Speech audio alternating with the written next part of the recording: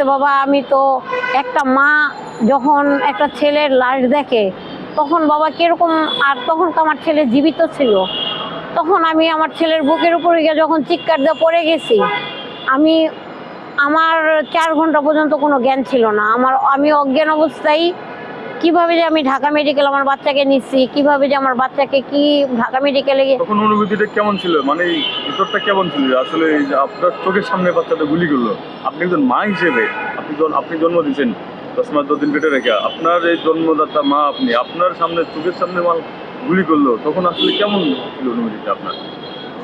তখন বাবা কিরকম, এখন কি করে বুঝাবো বাবা কিরকম, তখন মনে হয়েছিল যে আসমানটা ভাঙা মনে হয় আমার মাথার উপরে পড়ে গেছে। যে আল্লাহ, যে আমার সব সময়, আমার এই ছেলে সব সময় আমার পাশে, সব সময় আমি অপারেশন, যখন আমার অপারেশন করলো তখন আমার ছেলে আমাকে মেডিকেল নিয়ে আর সম্পূর্ণ আমার এই ছেলে, আমার ভালো মন্দ সম্পূর্ণ কিছু আমার এই ছেলে দেখে। এখন যে আমার কাছে, আমি আজকে 6টা মাস ধরে অসুস্থ, আমার কাছে যে কেউ নাই, আমার ছেলে এসে জিজ্ঞাসা করে না মা কিরকম লাগতেছে, মা কাজের থেকে যাওয়ার পরই বোনদের ডাইকা জিজ্ঞাসা করে আম্মা খাইছে কিনা, আম্মাকে খাওয়াইছো কিনা। এখন আর এই কথাটা আমার ছেলে এসে বলে না।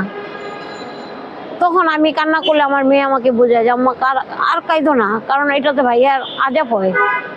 কিন্তু তারপরও আমি মনে করি যে আমার ছেলে, আমি 71-এর যুদ্ধ দেখিনি, কিন্তু আমি বলতে পারবো 24 সালে আমার ছেলের বুকে রক্ত দিয়ে দেশ স্বাধীন করে গেছে।